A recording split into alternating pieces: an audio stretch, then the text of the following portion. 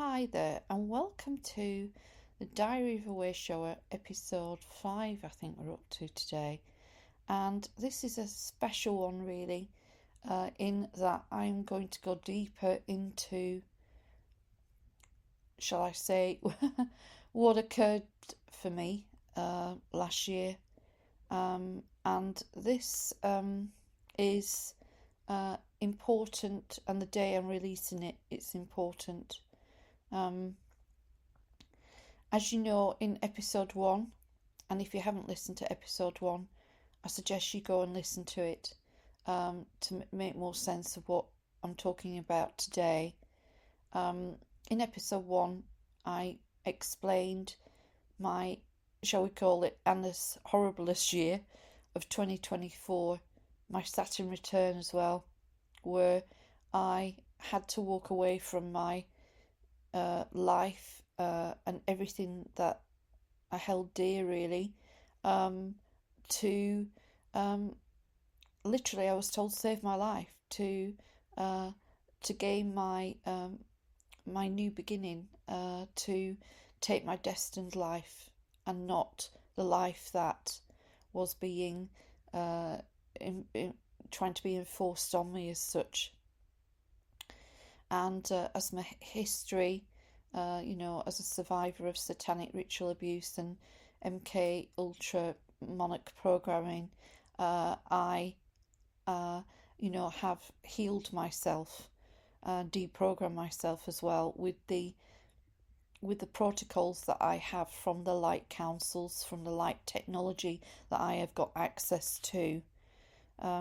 Anyway, so today is the 6th of May, and that would have been my 25th wedding anniversary today. And I want to talk about my marriage because it's very important that I put something straight. As I know that you've heard about my husband and that he had been overshadowed and he wasn't retrievable. There is a reason for that. As I started to question his behaviour in 2023 and 2022, which seemed to be getting increasingly out of character and different to the man that I married all those years before, and who I think started dating in 1998. I had a huge and tremendous shock. Now, I apologise in advance if I get upset. I don't think I will too much, but I'm just apologising in advance if I do, because this is still a bit raw for me, as you can imagine, but it has to be spoken about. And my I am presence, my soul wants this to be spoken, wants this to be shared, even though at times I've had the hesitation because I don't want retaliation, to be honest. And I was worried there would be retaliation for talking like this, but I have to speak my truth, and that has what shut me down for so long, that I just have to speak my truth now. I have to speak my authentic truth, and it is my truth, and it is my life. It's my life, what happened to me. Therefore, I'm going to share it, whether there's consequences or not. I'm willing to do that, to share this. So, when I'm going back to the time when my husband realised that he had a problem with his right hip. I can't even remember if it was it was his left hip now. I think it was his right hip, but who knows. And when he went for x-rays, it was determined that he had a crumbling hip and he needed a total hip replacement. And it had come on very fast and very quickly, and he wasn't able to do his job So he had to retire early, and in that retiring early, his company that he'd been with for over 35 years just did the dirty on him, really, and gave him partial capacity, which meant that he could not get his full pension. So he retired like 5 years early from his job, 4 or 5 years, and in that time we lost, or he lost, a lot of money, probably about 40 to 50,000 pounds in payout. Of course, then a reduced salary each month. There was no choice. He couldn't carry on. He was retired out. They told him he couldn't carry on. He couldn't do the job anymore. So at that time, I was earning pretty good, and from my business and from the things that I did, I was earning pretty good money, and well, I was doing okay. Therefore, I thought we could be buffered. I would hold that and be buffered for that. So everything seemed okay. So he retired, and then waiting for a new hip. Now, the waiting list on the NHS, they were saying, was going to be 18 months, 2 years plus. Well, he couldn't hardly walk. So the decision was made to pay out of his pension money an operation to have it fixed. And we found a place where he could have an operation for about, I don't know, £13,000, something like that. So we decided to pay it because, of course, I didn't want him suffering in pain. And so he went to see the surgeon. It was all agreed, and he would have his operation. Now, the first date in 2022 that came up was the 30th of April, I believe, and it was on an eclipse. And I thought at the time, oh my goodness me. Anyway, that got cancelled due to his high blood pressure. He had a pre-check and he had high blood pressure, so he couldn't have the operation. So it was delayed while he went on blood pressure medication. And then the second operation was due in the May, like the mid-May, and the surgeon got COVID and could not perform the operation on the date that had been booked, which was around, I don't know, 17th of May, 18th of May, something like that. So as that happened, he'd been delayed again, but his blood pressure was coming under control, so that was good. And of course, he was in great pain, so it was a shame. And I was working at the time, very busy. I was about to go, I think, to Ireland on a like a 10-day retreat space with many others. I was co-facilitating it and leading it. Therefore, I was committed to go. It was very important planetary work at the same time that needed to be done. But the time, was ticking away, and I was thinking, how's he going to recover if I'm away, and blah, blah, blah. Anyway, so we get to nearer and sort of May, and we get a new date comes through for the 6th of June. 6/6, okay? Now, bear with me with this, all right? So at the time I thought, oh no, what a gateway date, to go on to get this operation, but that was fine. And my son had moved to America early on in 2022, so he'd gone and got married and emigrated, and so the house was becoming sort of quieter. This was before we moved down to Cornwall, and so this is where it gets a bit weird. I take him for the operation. Oh, we had a wedding anniversary before that in the May, and celebrated our 22nd wedding anniversary and his birthday, and that was the last wedding anniversary, really. I'll if you bear with me. And he went in for the operation, and I took him into the private hospital, and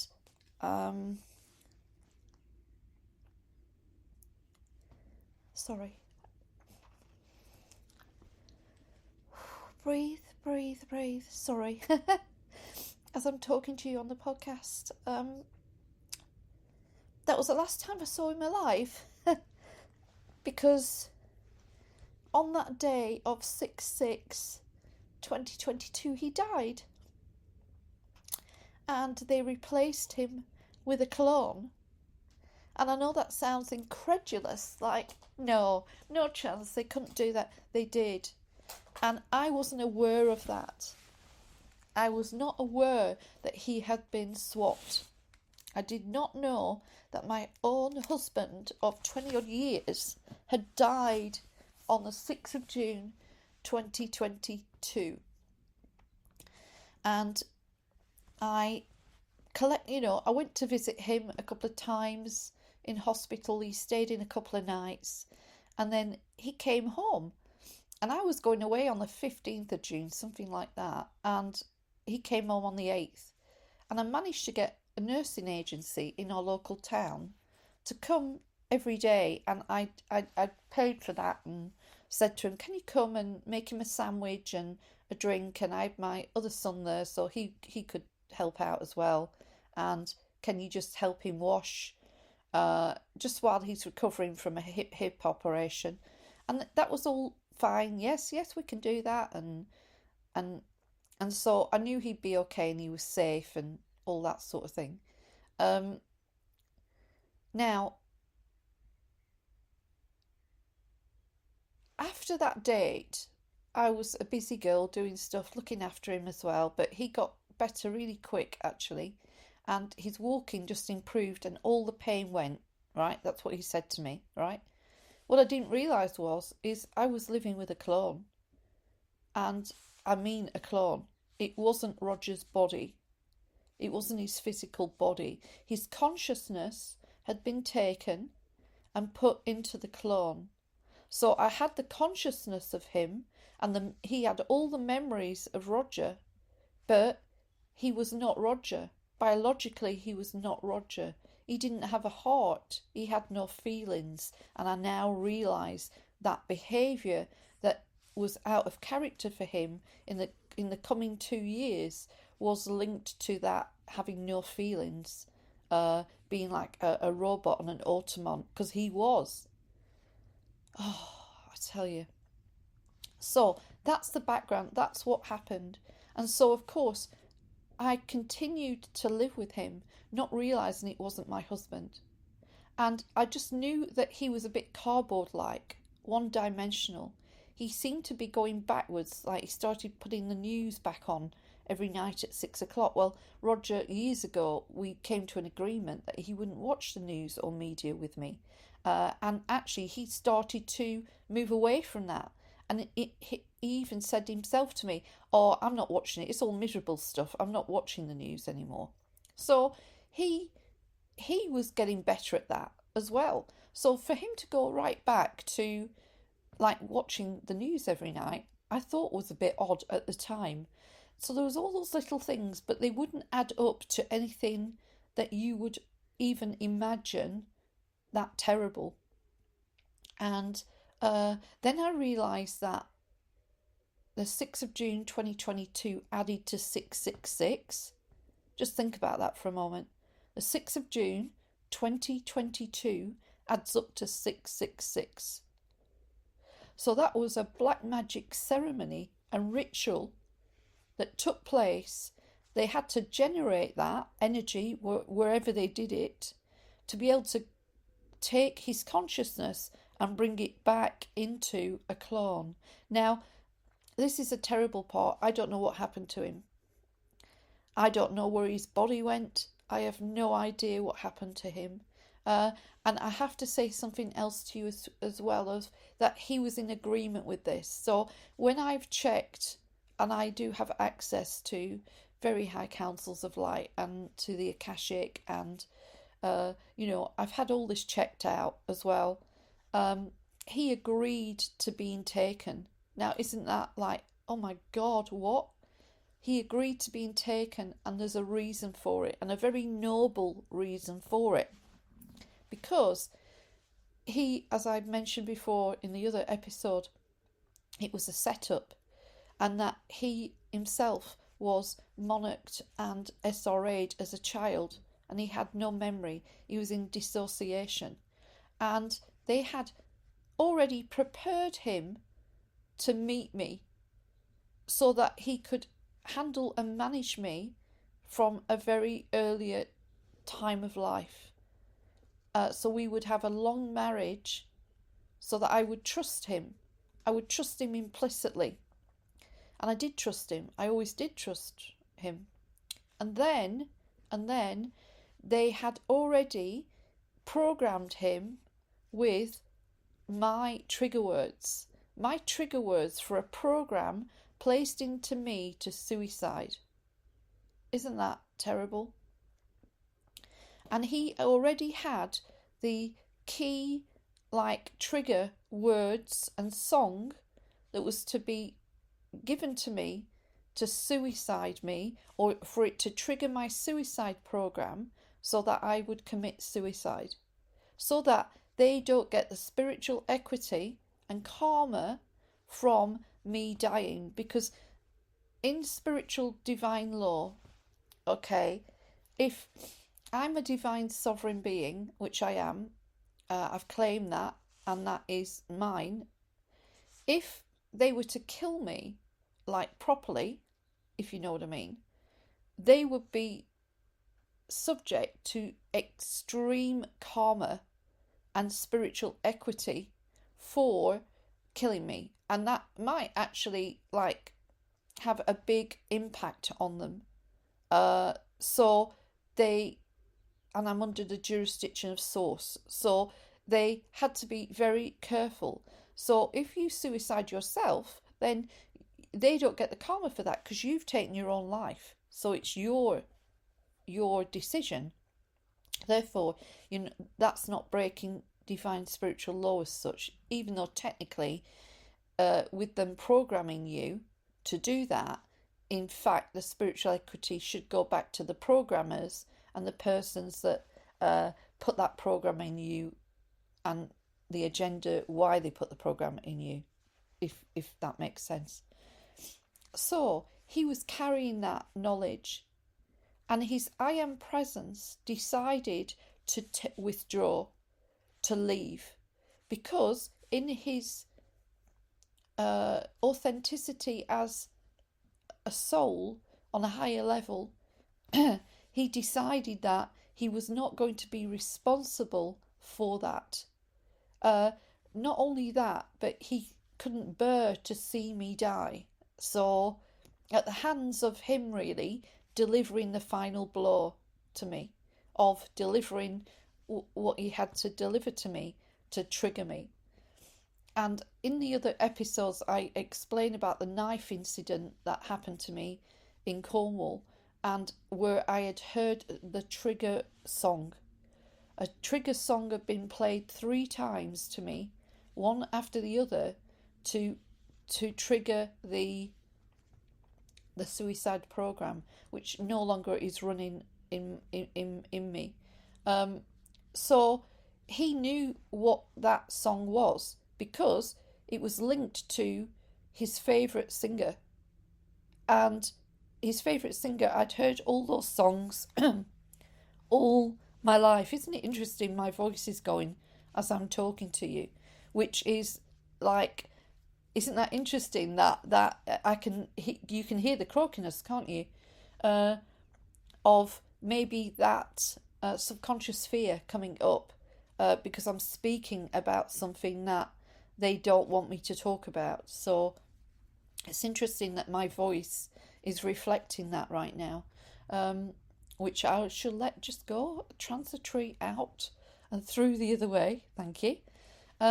So he had, and he knew what song he had to play over and over again to trigger that response.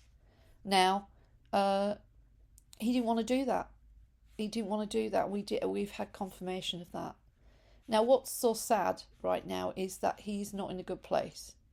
On a soul level, he is in a space that he shouldn't be. and he's entrapped and incarcerated, and there's nothing I can do about it. I have checked. If I could do something about it, I would. I can't. I've been told to leave it alone, that it will sort when it's meant to be sorted, it will be sorted. So I have to take the guidance of my I am presence and the counsels of light in regards to that, and leave him where he needs to be at this time. But I do thank him in a way, because he did leave, and already I had suspicions of the clone, so that maybe helped me be okay, if you know what I'm saying. But huge shock. I was at my caravan in Devon, which I've explained about, and I was asking questions. I had left Cornwall. I was there. I always open up the season there in March, get the place aired, warmed up. I normally work there for 3 weeks, just enjoy it really, the sea views, even though it's cold, and sort of just take some time to enjoy the season before it gets busy, and then suddenly there's no peace and quiet there. So I had a good reason to be there at that place, and that was the place then I could work out, what am I dealing with? Why has my husband become overshadowed? As I say, it was only there that I discovered he was a clone. And it became very obvious when we started to go through all of his behaviours, and then I took guidance from the councils of light, and also two people that were very trustworthy, that are very, very powerful seers for the planet, and are their intuitive skills, I trust implicitly, and they both came up with the same thing, which, and also I've been warned in 2022 that there was a possibility that that he might sort of leave during his operation. That came up. It was really, I was warned in 2022 that he might decide to just sort of leave, and I thought die during the operation type thing, where your husband just dies during, what, and that had come up a few times during 2022 before the op. So I sort of had to just ride it and see what that was, and now I realise that warning was a warning that yes, the real one was leaving. So this clone, right? I'll tell you a few things. He, I've no idea if he thinks who he thinks he is, right? But I do know that when it was such a creepy thing, right? Because when I discovered who he really was, and I mentioned just one thing, I mentioned one thing to him that I knew would give him a warning that I might know he's a clone, right? I'm telling you, as soon as I said it to him, he was looking at his phone at the time. He slowly looked up from his phone and stared at me. And all I could see coming out from his face was a demon from his eyes. I knew then he was definitely a clone, because I could see it was demonic. The energy coming out of his eyes were demonic. He gave me a stare as if to say, I'm going to murder you. And I was very frightened at that point. For 1 second, of the fear of looking at a clone who is overshadowed by demons, who he's being run by negative alien agenda, and oh my God. So then I suppose that, and I don't know why I gave him that warning. I think it was, I had to know. Or was I dealing with my husband or a clone? Was I imagining this? Um, was I going crazy? Um, was I totally wrong? I wanted to be wrong. Oh my God, did I want to be wrong? Um, of course. Uh, he came up to visit me a few times while I was at the caravan because he was still in Cornwall. He didn't come with me. He never wanted to do anything with me, actually, and that was a good clue because my the true one always wanted to do things with me. So like there's so much more of this, and you can't pack it into one episode. But you can imagine when I found out that my husband had died, I just howled and probably cried for days in my pajamas. I never even got dressed. Uh, I didn't eat. I couldn't eat. Uh, oh God, it was just awful. You realise you're a widow in 1 second. Uh, yeah, very, very distressing and something I never ever want to live through again. So then you're grieving for a husband that has died and no one knows. And no one would just believe you. Not any sort of normal 3D type person or his family or his friends. They wouldn't believe me. So I'm I'm grieving for a person who's died and no one knows. I can't have a funeral for him. I can't have a service. I can't announce it. Nothing. I'm just grieving for someone who has died and has gone and no one knows he's gone. That was sort of hard too. Um, so this clone, uh, I then start getting downloads of what he's been up to, and they started showing me, and they were showing me that he would spell and incantate all of my drinks that he made for me. So any cups of tea, or you know, he would he'd be spelling them and incantating them to turn into poison. And any water I drank or anything like that, and drinks, and behind my back. And he wouldn't sleep in the same bedroom as me, which was very unusual for my husband, who was very affectionate and would never have wanted that. Never, my true husband would never have wanted that.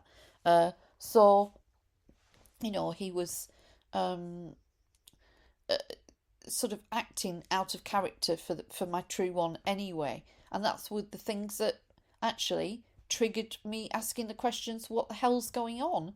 Uh, and during that time that I lived in Cornwall with the clone, I now realise that I was in danger in many ways. If it's my normal, like when I said that I had to leave because I was told I was in danger, that's why.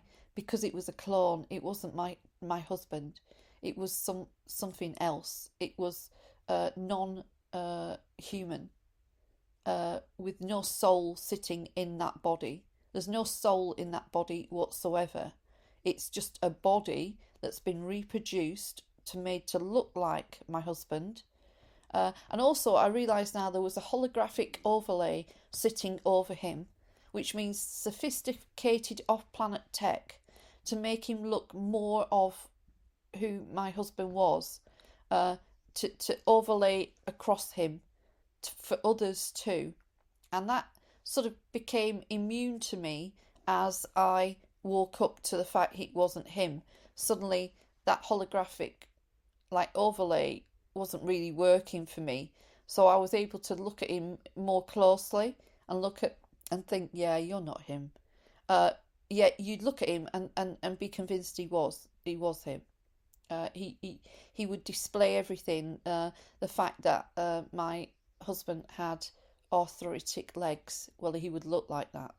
And there is an incident where he gave himself away, which was when my car was in for servicing at the garage up the road from our village, and it was a good, I don't know, 5 mile walk. 5 miles, 6 miles, probably, even longer. It might be even a bit longer than that. Uphill, right? And he walked from the village to go and pick the car up.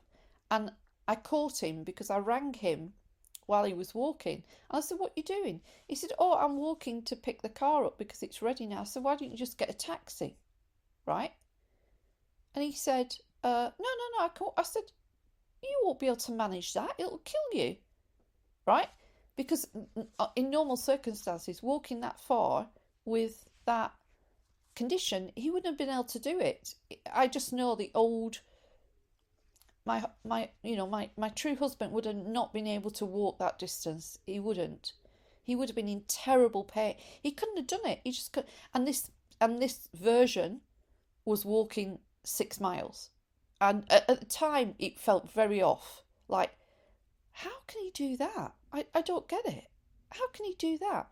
And so you see, that was like he gave himself away with that. And also, there was sometimes things going wrong with his body, and I realise now what that meant. So his fingernails turned all purple one day.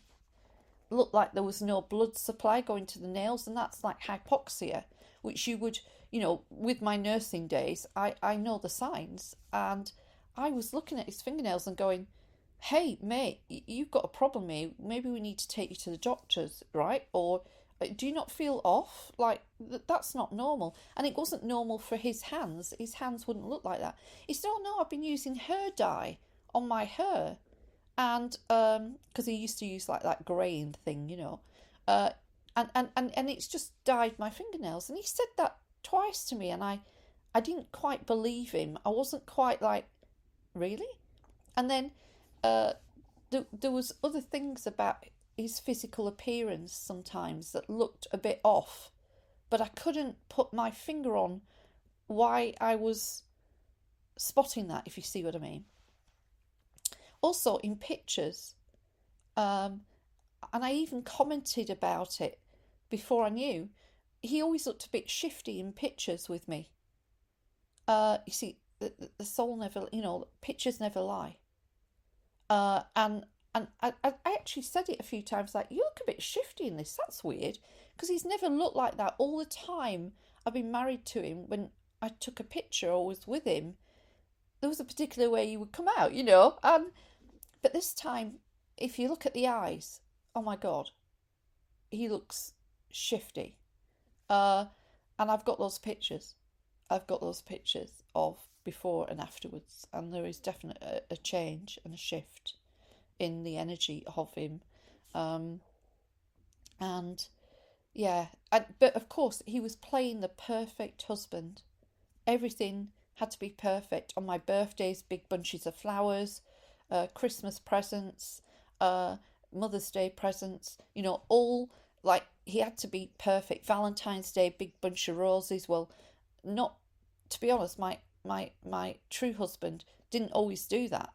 So he was actually a little bit too perfect in that, a little bit too perfect.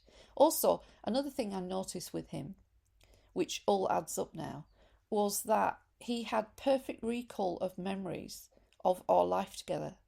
Now, my true husband had a terrible memory. It must have been linked to the brain damage of the monarch programming, like me, of having no childhood memories. He had a terrible memory. If you asked him, "Do you remember when we went?" He'd go, not really, or he couldn't tell you a year. He couldn't tell you when it was. 9 times out of 10, he couldn't even remember where we'd been, like we'd been to Portugal or here or that. He wouldn't remember.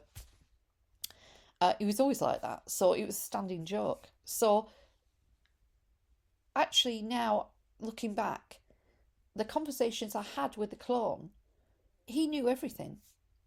I think I tested him, in the final days before I knew I was leaving, and he came to visit me, which was very nerve-wracking, to be honest. And I had to be the best actress in the world to get through that. that was very nerve-wracking, to be honest. Uh, he, I asked him something, and he had total recall.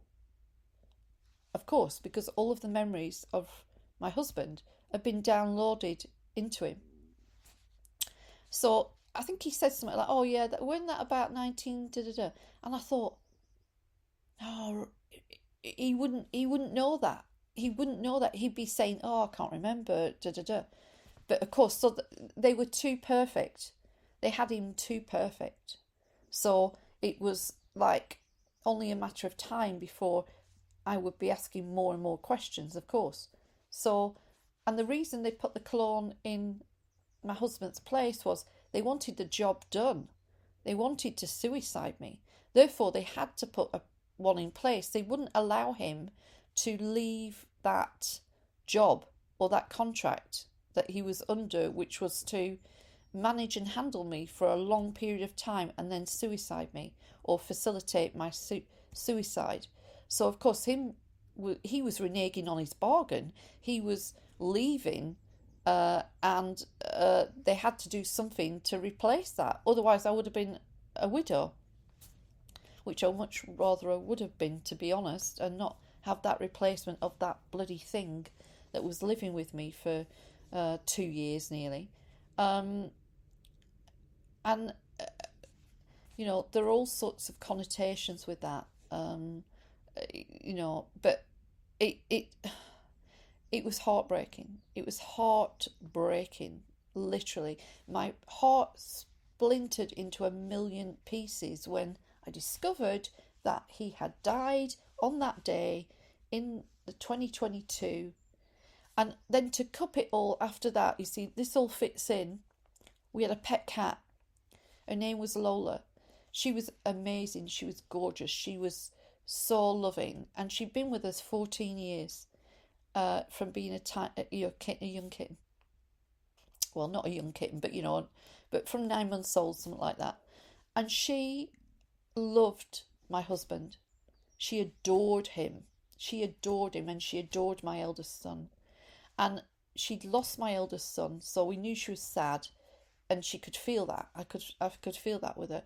But she adored my husband and just lived to sit on him and everything. And suddenly she started playing up after he came out of hospital, the clone.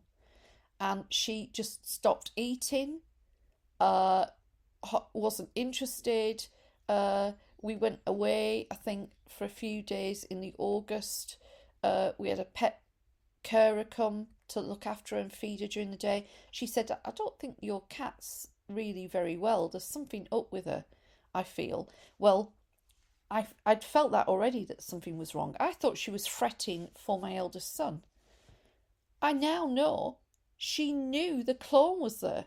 She felt him. She knew it wasn't my husband, and she was grieving my husband. And I didn't even bloody know.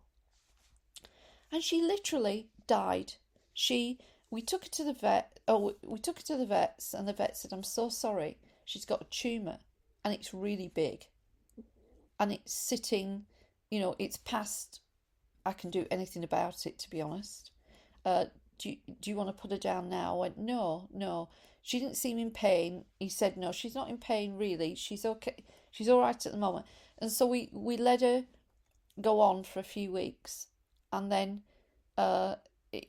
like the late August, she really got sick, and I actually had a vet come out to put her down in the house because I didn't want the distress to take her.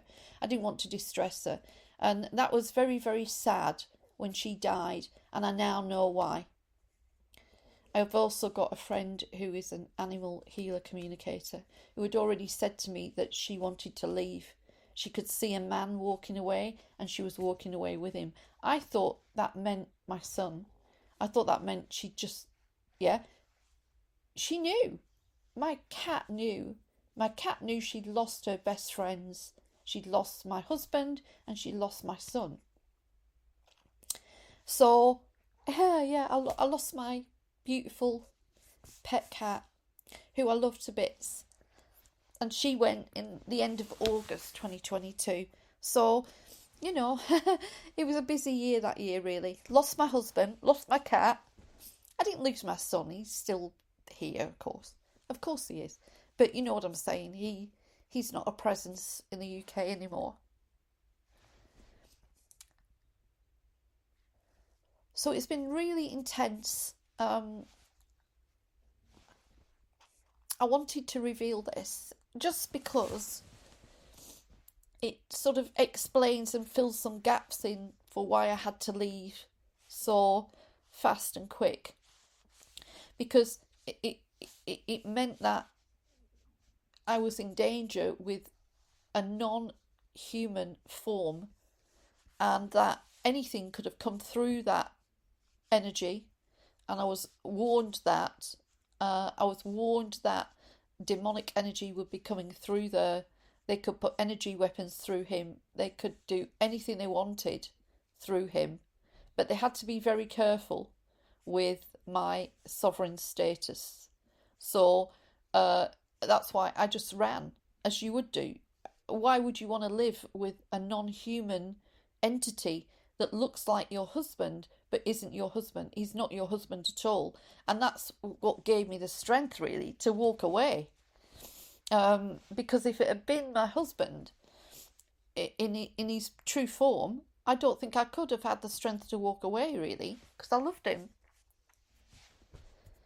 Even though we now know that it was a setup from the very beginning. But I have to give him as much grace as I give myself and all of those that have been through MK Ultra and SRA. He is as much a survivor, or he was a survivor of it, like me. And I wouldn't wish it on my worst enemy to go through what we have been through. And after working with many survivors of MK Ultra and satanic ritual abuse, it's an abomination on this earth, and I wouldn't wish it on my worst enemy, and I mean that. I wouldn't wish it on my worst enemy anywhere. So I have to give him grace for what he's been through, and the fact he didn't want to do it. Like, there's things I've done, I'm sure, under MK Ultra Monarch programming that are not so good. And I've got a few recalls. I've been shown a few things of what possibly they used to use me for, against my will, against my free will. I know I was a remote viewer for the government. I was a remote viewer for high intelligence agencies. I know that because I've been shown that. And I used to train remote viewers because I've got exceptional skills in that area, and that's why I can view things in my sleep quite often. They'll just come to me because I'm being shown what's going on a planetary level. Of course, they lost a big asset, and when you lose an asset, you have to get rid of them, and they can't get rid of me.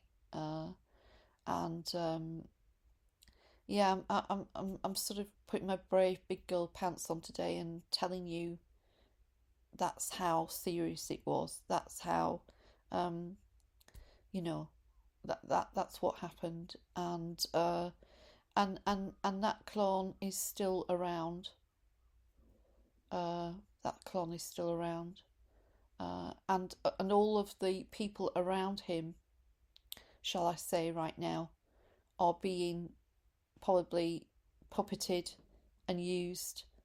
As you can see from their side, they believe they're with the real person. They don't know they're with the clone. They wouldn't even believe me anyway, would they? And also, I do feel some of them are also probably linked to the whole agenda, shall I say. They're linked to the control and handling of me. They are being used and abused by other frequencies and energies, shall I say. All of them being probably had a series of things in 2020, 2021. The antidote to you know what. I'm trying to just avoid certain algorithms with the words. So they can be used, especially if they've had all of the, shall I say, offerings that can overtake people's consciousness and their blood and blood work and all that. So they all can be puppeted and handled and managed themselves. I've had a backlash from them already in the last couple of years, or last year, for leaving because they're not understanding why I was doing it. There was all sorts of black magic going on and overlays and targeting being hit at me at the same time as living with the clone. They were doing black magic spells on my my business, on my ways to earn money. That's all been confirmed. I knew that was going on because my money started to dwindle. I couldn't get the flow. I couldn't get the clients. I did get some, but I couldn't get the flow that I was in 2021, 2022. Because like 2020, 2021, 20, I had loads of flow. I was doing loads of workshops and facilitating stuff, and there's always people, a queue for readings, soul readings, and I just was busy all the time, and it was great. I was loving it, and uh, all of that slowed down to nothing almost, and some of it was maybe because of the energy of what I was in and surrounded with was sort of bringing down my frequency of vibration. That would make sense, wouldn't it? But also, I do know there was black magic spells and energy being encased around me to make me suicide. Uh, Almost like to give the cover story for it. If why would she suicide? Well, there'd be reasons, wouldn't there? Because she, her the energy of the MK Ultra and SRA overtook her. She couldn't carry on. The pain was too much. Da da da. Also, she was in financial difficulties. Da da da. And I ended up, I'm not. I'm honest. I took out a loan. I took out some credit cards. I was trying to pay the bills. I was responsible for paying the monthly rent, which was high. He was only earning a third of what he earned before. The money for the pension was being ate into. The clone was spending money like water, too, on purpose. I'm sure, on purpose. All setting me up for that. Being able to turn around and say, well, she's in financial trouble. She's committed to, all that stuff. It was all a setup. As we know, it, that's it, really. So I've spoken a lot there, haven't I? And I've just told you the truth of what happened and why I had to run, why I had to leave. There's no way I could have stayed with that thing, and I call it a thing. I'm sorry, but what else do I call it? It's not my husband. That is not my husband. He may sound like my husband, he may look like my husband, but he's not my husband. He is not my beloved. He's not my husband. He hasn't got my husband's soul. My husband's soul is not there. His heart's not there. And there's so much more I could talk about this because there were so many different things. And this is going on a bit now. I'm up to nearly 50 minutes, so I'm going to be winding this up in a few minutes. But yeah, that's why I had to leave. I had no choice. And what do you do with that? What do you do with that? When you discover that information, how do you deal with that? How do you process it? That's been probably a big thing for me, having to process grief of realizing that I've lost my husband. lost my cat, and because she's beloved too. In fact, I left her ashes behind, and that's probably one of the worst things that I wanted her ashes. That's one of the most important things to me. I don't care about the possessions or the money or anything else. It doesn't matter. But I would have liked her ashes, really. God bless her. But there you go. But yeah, that's the story. And I don't care if anybody doesn't believe me. This is my truth. I know what I'm talking about. I now know how they operate. I'm much more savvy now about clones, and they're real. They are real, folks, because I live with one. They are real. Uh, and they are very clever at trying to mimic the human behavior and human feelings, but they don't quite get it right.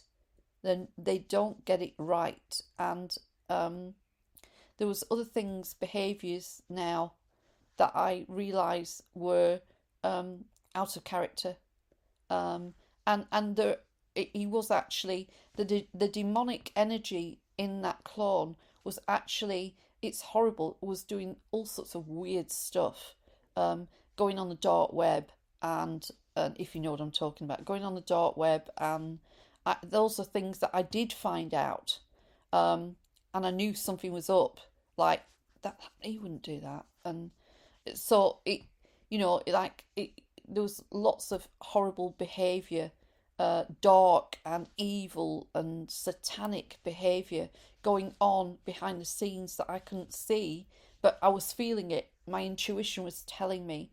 And if you think about it, I was living in an energy of that for nearly 2 years and being bombarded with black magic every night during my sleep. My sleep was terrible down there. It was really rough. I'm not surprised with what I was living in and that energy and that atmosphere. No wonder my body was in inflammation. I was 2 stone heavier. I was a bit foggy sometimes with my brain and working out things to do. I was always felt like I was in fear of flight. I'm not surprised because I was in danger.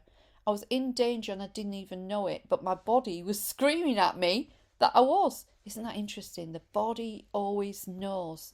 That's such living proof that your body will warn you before anything else is up. Your body will warn you. And they are our inner temples. And it is our soul. Our body is our soul too.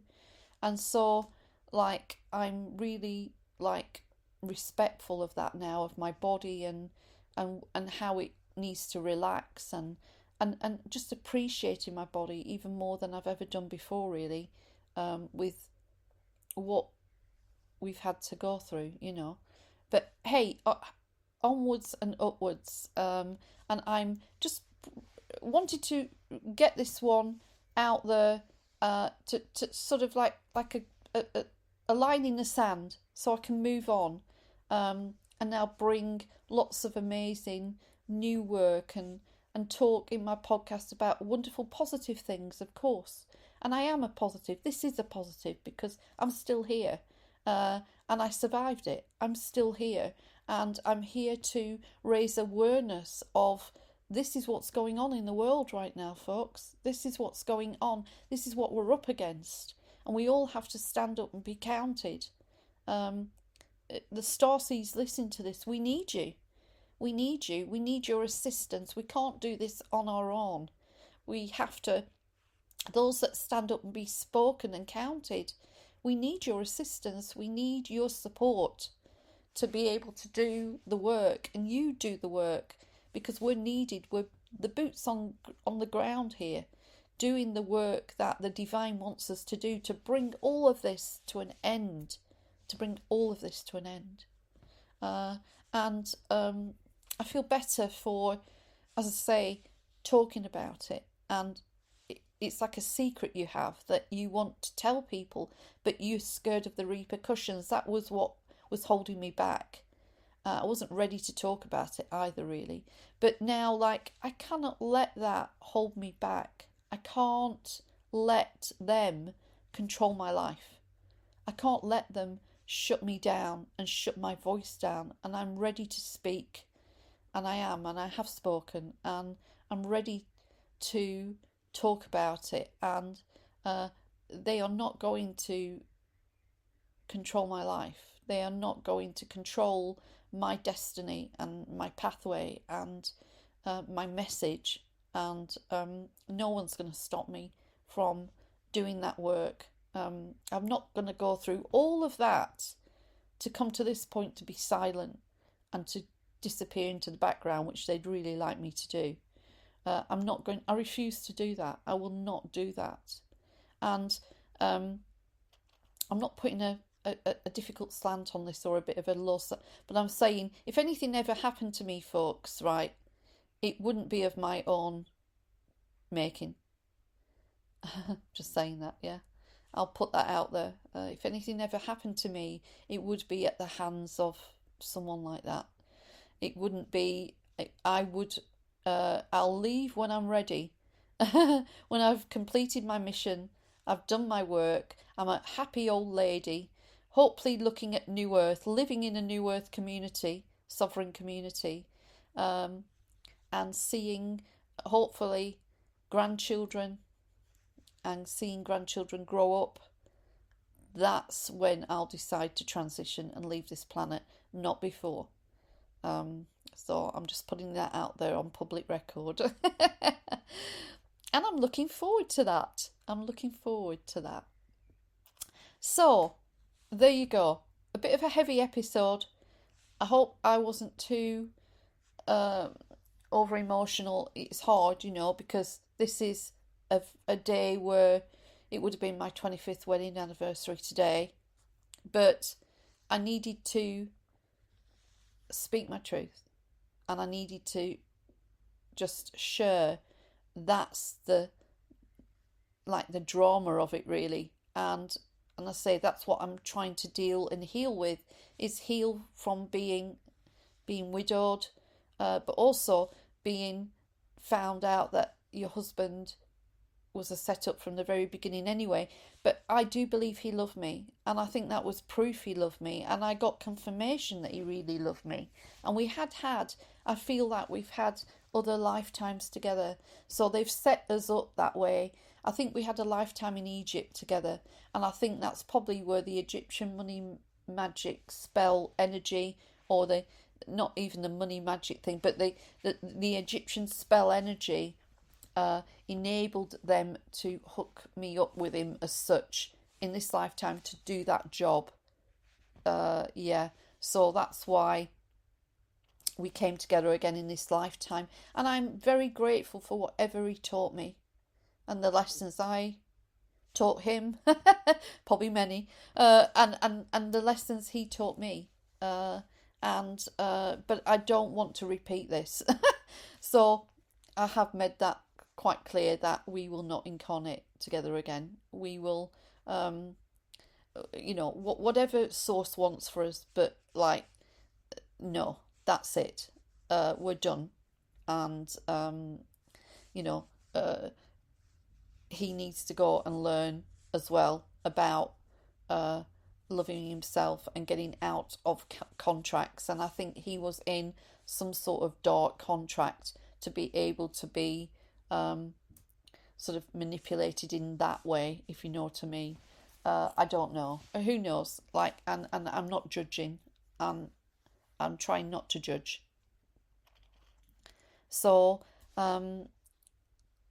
thank you for listening. Thank you for hearing me and witnessing me. This is a slightly longer episode than I'd planned. But this is my truth. This is my reality. But I've so much to look forward to, so much to create and share. There's so much help and assistance I can give to others that have been through the same things as me. I deprogrammed myself. I healed myself from this. I have had help. I'm not saying I haven't had some help along the way at certain points when I needed it, of course. but there was always an exchange being taken place with me helping them with planetary work or whatever. So, of course, but I can only now look forwards, not backwards, and it feels like it's a line in the sand. It feels like it's an ending of a chapter in my life that needs to be shut and sort of finished. And I'm glad it's finished. And I hope that hasn't triggered anybody in a negative way listening to me. But I do wish well to my husband in the spirit world. I know at some point he will be released from where he is when everything, the inversions are shut down and whatever. I pray for his soul every day, and I do. I do that. Every day I pray for him. I pray for others too, but I pray for him every day. And there we go. Thank you for listening. I do have now a little account that I've opened that someone messaged me and said, why don't you try this, which was buy me a coffee thing. So, if you could support me anyway with that, I would truly appreciate it as I get back on my feet and build these foundations for this amazing new life I'm creating for myself. So I'm sending you all my love and thank you for listening, and bye for now.